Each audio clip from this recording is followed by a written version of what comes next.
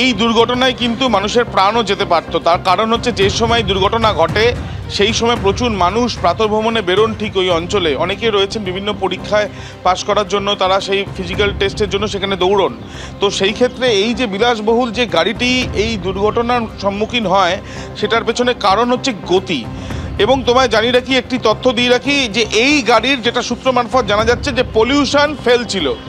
এবং ঠিক 1 বছর আগে, 1 বছর 4 মাস হচ্ছে এই গাড়িটির বয়স। এবং যেটা জানা যাচ্ছে যে এই গাড়িটি বর্তমানে এই গাড়িটি ইএমআইও চলছিল। এবং এই গাড়ির ভেতরের কিন্তু অবস্থা দেখলেই দেখা যাচ্ছে যে এর যে এয়ারব্যাগ, সেই এয়ারব্যাগ বেরিয়ে এসছে, পিছনের ইঞ্জিন এবং তার সাথে সাথে এই যে গাড়ি, সেই গাড়িতে কিন্তু দেখা যাচ্ছে যে প্রথমে একটি লাইট পোস্টে ধাক্কা, তারপর একটি গাছে ধাক্কা। এবং এই গাড়ির ভেতরে যে দুজন ছিলেন তারা আহত হয়েছেন। এবং এই গাড়িটি যখন এই একের পর এক জায়গায় ধাক্কা মারছে, অর্থাৎ লাইট পোস্টে এবং তার সাথে গাছে, সেখানে একজন সাফাই কর্মী ছিল, তিনিও একটু আহত হয়েছেন। তবে এই যে ঘটনা ঘটে, সেই ঘটনায় কিন্তু সঙ্গে সঙ্গে পুলিশের তরফ থেকে এই গাড়িটিকে নিয়ে আসা হয়েছে বর্তমানে। এবং দেখা যাচ্ছে যে এর যে চাকার অংশ সেটা সম্পূর্ণ খুলে বেরিয়ে গেছে এবং পেছনের অংশ, এবং তার সাথে সাথে এয়ারব্যাগ বেরিয়ে এসছে ভেতরে।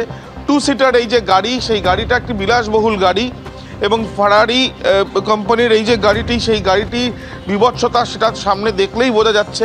কাঁচ ভেঙে গিয়েছে, পাশের দুটি কাঁচ ভেঙে গিয়েছে, এয়ারব্যাগ বেরিয়ে এসছে। এবং যেখানে ধাক্কা মেরেছে সেই লাইট পোস্ট, সেই ল্যাম্প পোস্ট, সেটাকেও কিন্তু আমরা দেখেছি যে সম্পূর্ণভাবে সেটা ভেঙে একেবারে বেঁকে উপড়ে গিয়েছে। এবং এই যে ঘটনা যেখানে ঘটেছে, অর্থাৎ রেড রোড এবং তার সাথে ঠিক রেস কোর্স আর ভিক্টোরিয়ার মাঝখানের যে রাস্তা, এই রাস্তার কিন্তু 50 কিলোমিটার প্রতি ঘন্টা বেগেরও ওপরে কোনোভাবেই এই গাড়ি চলাচল করতে পারে না, সেটাই লিমিটেশন। কিন্তু এই ক্ষেত্রে মনে করা হচ্ছে এই গাড়ি অত্যন্ত দ্রুত গতিতে ছিল এবং নিয়ন্ত্রণ না রাখতে পেরে এই ঘটনা। যে চালক চালাচ্ছিল সে কি অবস্থায় ছিল, সে কোনোভাবে তার চোখ লেগে যায় বা ঘুম এসে যায় সেই জন্য এই ঘটনা, নাকি নিয়ন্ত্রণ হারিয়ে ফেলেন, নাকি মত্ত অবস্থায় চালাচ্ছেন, এই বিষয়গুলো পরবর্তীকালে তদন্তে উঠে আসবে। কিন্তু এই যে বিলাসবহুল গাড়িগুলো সকালবেলা সেগুলো বেরোয় হাই পিক আপের এই গাড়িতে, গাড়ির নাম্বার দেখা যাচ্ছে, নেম প্লেটে MH01ER 5055, অর্থাৎ মহারাষ্ট্রের নেম প্লেটের গাড়ি রয়েছে এবং সেখান থেকেই কেনা হয়েছিল। এবং তোমাকে আরও একবার অভিজিৎকে বলছি গাড়িটির সামনে থেকে দেখানোর জন্য, এই গাড়ির ইঞ্জিন পেছনের অংশে। এবং যেটা জানা যাচ্ছে যে এই গাড়িটি রেজিস্ট্রেশন ডেট হচ্ছে 16ই জুলাই 2024। ফিটনেস এই গাড়িটির রয়েছে 2039 অবধি, 15ই জুলাই পর্যন্ত। কিন্তু এর যে পলিউশন সেটা 15ই জুলাই 2025-এ শেষ হয়ে গিয়েছে, অর্থাৎ পলিউশন ফেল ছিল এই গাড়ির।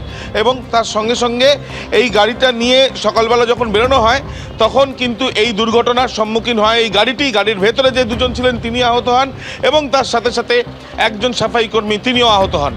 এবিপি আনন্দ, এগিয়ে থাকে, এগিয়ে রাখে।